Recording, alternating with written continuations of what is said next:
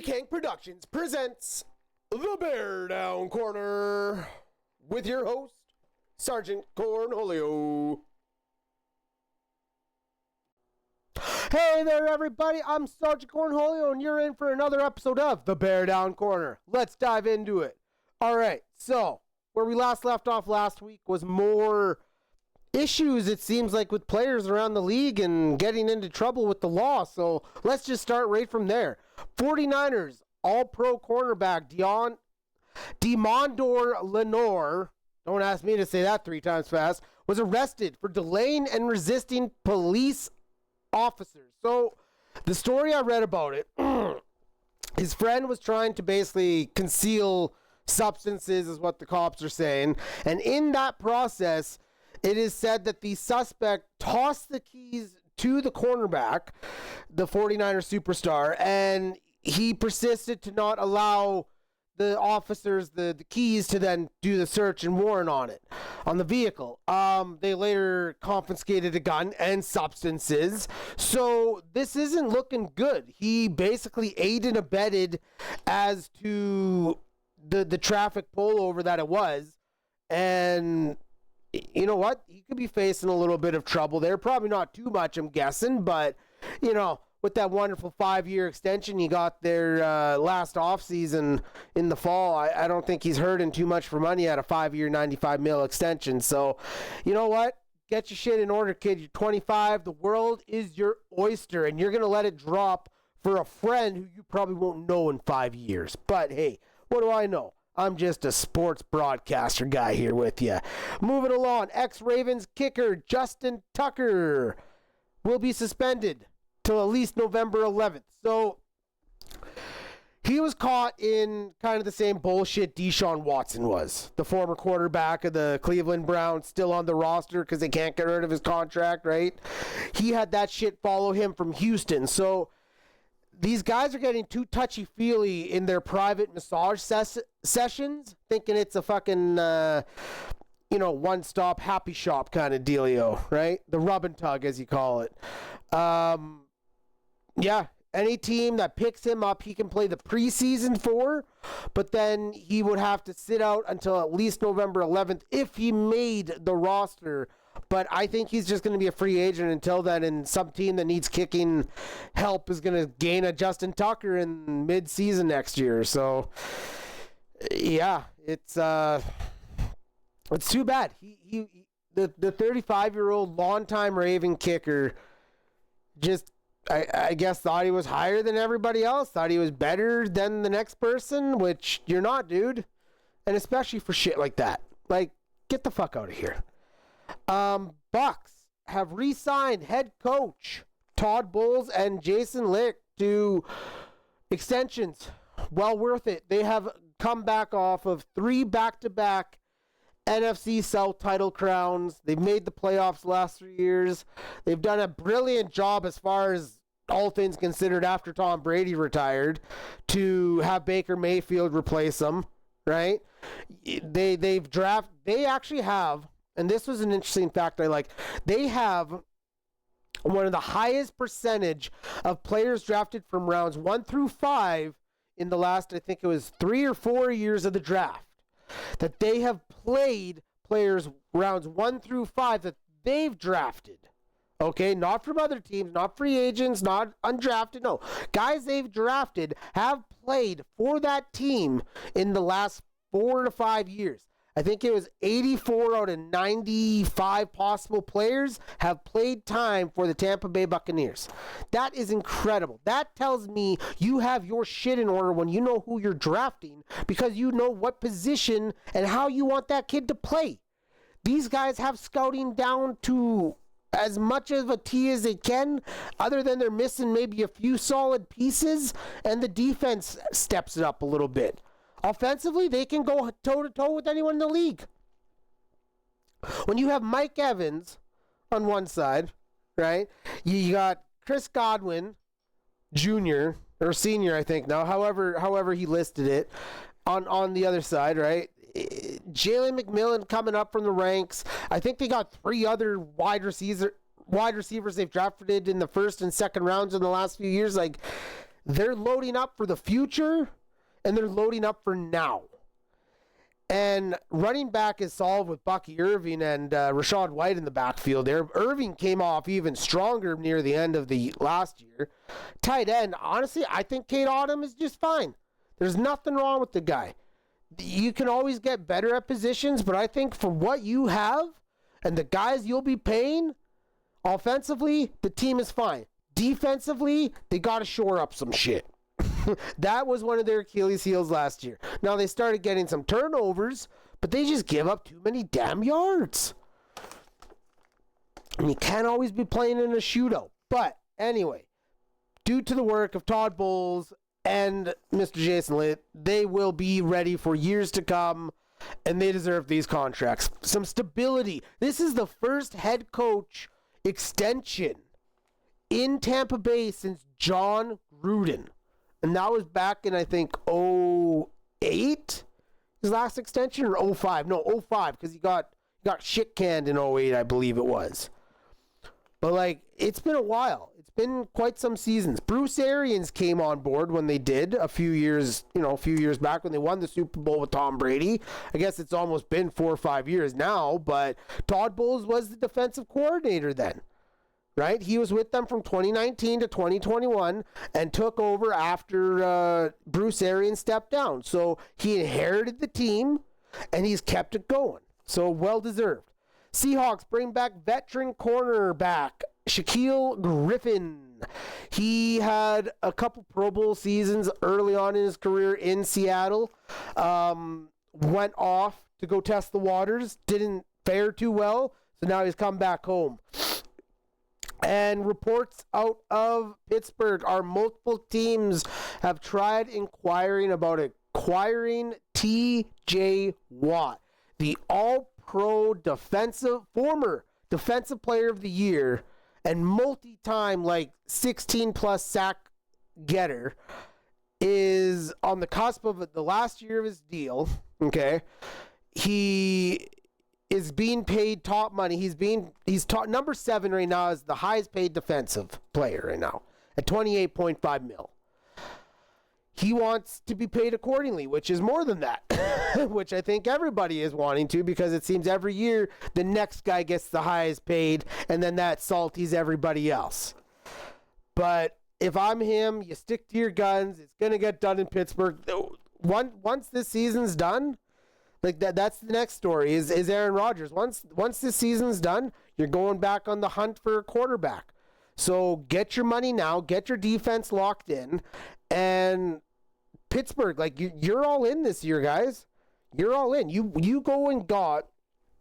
We're just gonna finish off with the rest of it, because honestly, the rest of my notes are basically three Pittsburgh Steelers stories here. So T.J. Watt wants that contract to solidify himself as one of the top paid defenders in the league, to be paid appropriately, because when you got guys like Myles Garrett, who is on a constant losing team, making $42 million a year, I don't think Watt's wanting that. But at least give the guy, top 5 money. Lock him in, say, hey, here's the deal. We're going to go, and this is our guy who we're going to go after next year. This year, it's Aaron Rodgers, but maybe TJ's Watt done with it. Maybe he's done with all the bullshit. They haven't locked down a proper quarterback since Ben Roethlisberger. They drafted Kenny Pickett. He is now a Cleveland Brown, got traded to the Philadelphia Eagles, right? They haven't had consistency at really a lot of, it's just quarterback play. That's what it breaks down to. It's quarterback play for that team. They had good running backs last year, Najee Harris and Jalen Warren. Harris has gone to the Los Angeles Chargers now. Jalen Warren's ready to take the mantle, but they still drafted a kid and signed a undrafted free agent. Right? They'll be all right at running back. They know what they're doing there. But the rest of it's in shambles. The offensive line is makeshift with some all-pro talent. You got now tight end Pat Freiermuth at tight end. You have your two, well, actually, really, it's one main guy in DK Metcalf on the out. Calvin Austin, I guess, is number 2 there. Like, they're in need of a number 2 receiver, which, let's not forget, like, there's the likes of Amari Cooper, Gabe Davis, former Jacksonville Jaguar, and Buffalo Bill went to go visit them recently. So, like, they still got some retooling to finish. Like, you don't go and sign the 41-year-old Aaron Rodgers to a 1-year deal just to... This is just patchwork at this point, is all it is. They've never had a losing season under Mike Tomlin. I don't suspect they're going to next year. But I don't know how much I can believe in it, because they did make some moves recently, all right? So let's talk about that. Mr. Aaron Rodgers also said in recent interviews with the press and all that, hey, this is more or less likely my final year. I'm going to be giving it my all. I'm going to empty out the entire tank. I don't have to prove anything to anyone. And when he made the comment about just emptying out the tank, it makes me wonder either how much he has left, or if we're about to get like one grand hoopla and maybe they pull off some miracle this year. Rodgers has the talent. There's no doubt about that. Yes, he's older. Yes, there's things he can't do like when he was 20, but the man is still a beast. He can still get the job done better than most of the freaking quarterbacks in this league. At least he has the know-how and knowledge to depict certain coverages. So if they go get a solid number 2, okay, and they incorporate what they did recently, so they traded. Here it is. This is the trade of the day, all right? I was happy to see this when it came up, because I'm like, hey, something cool to talk about. Jalen Ramsey, Jonnu Smith, and a 2027 7th-round pick is going to the Pittsburgh Steelers in exchange for safety Minka Fitzpatrick, and a 2027 5th-round draft pick. I think the Steelers won on this trade, and here's why. Minka Fitzpatrick had, Pro Bowl honors, top league, 6 interceptions, two seasons prior, right? He's been solid for the Steelers defense, but he goes back to the Dolphins in 2 subpar. Actually, technically, last year was, I think, statistically some of his worst numbers in his career. So the kid's only 28. I hope he can rejuvenate his career in the Sunshine State and get his shit back on track. Because if he doesn't, this trade looks like a no-brainer if I'm the Pittsburgh Steelers, all right? You got Jalen Ramsey, who you now throw into a 3-headed monster with Joey Porter Jr. and Darius Slay. All right, former cornerback who just won a Super Bowl with the Eagles. He's going to probably be doing his last year as well. But this is a high veteran-paced team that has a very tough division in the AFC North. Let's not forget mentioning that first off. Outside of the Browns, there's no reason the Bengals nor the Ravens can't get shit done. They have very high-power offenses. Pittsburgh is going to have to rely heavily on defense carrying their ass to stop this high-powered shit. That's why you need to go and sign TJ Watt to his extension. That's why you need to go and get a guy like Jalen Ramsey who's going to cover the slot. I don't think he's going to be an outside DB this year. He's going to be a slot corner on everything coming across the middle, and what better than to slowly shift your career at this point, okay? He is an elite player, but as he gets a little older as well, we start to slow down a little bit, not a lot, but a little bit, enough that for him to keep up on some of these guys coming out,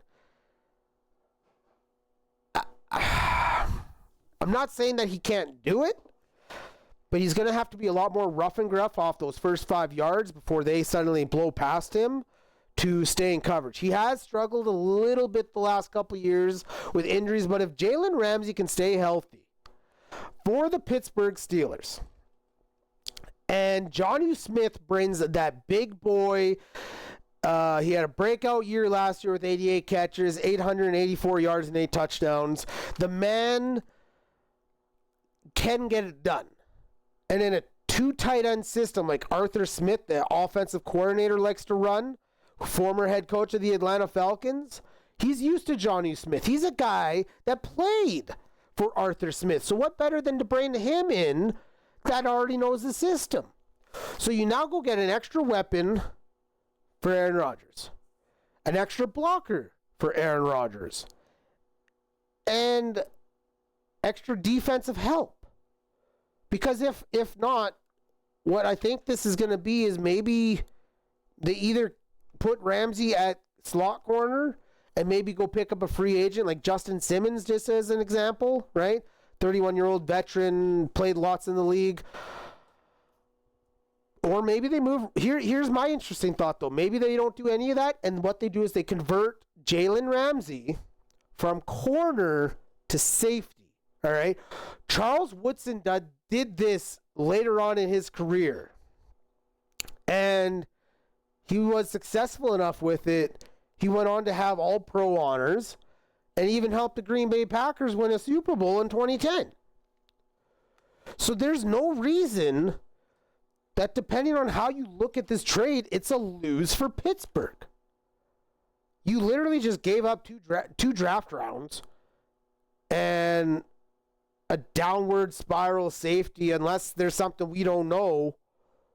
But if their homework is correct, the Steelers might have walked away with this as a big win. Like, get rid of a declining safety and give up 2 rounds to gain a tight end who knows the system and a DB who's a former multi-time All-Pro. Win Pittsburgh. I'm chalking that as a win on my part. I hope it plays out that way. If it doesn't, I'll eat crow at the end of the season. But either way, Pittsburgh has some things going on there. And that's just what it is, though. You know what? Every NFL team is trying to fill out their roster now. Preseason is around the corner.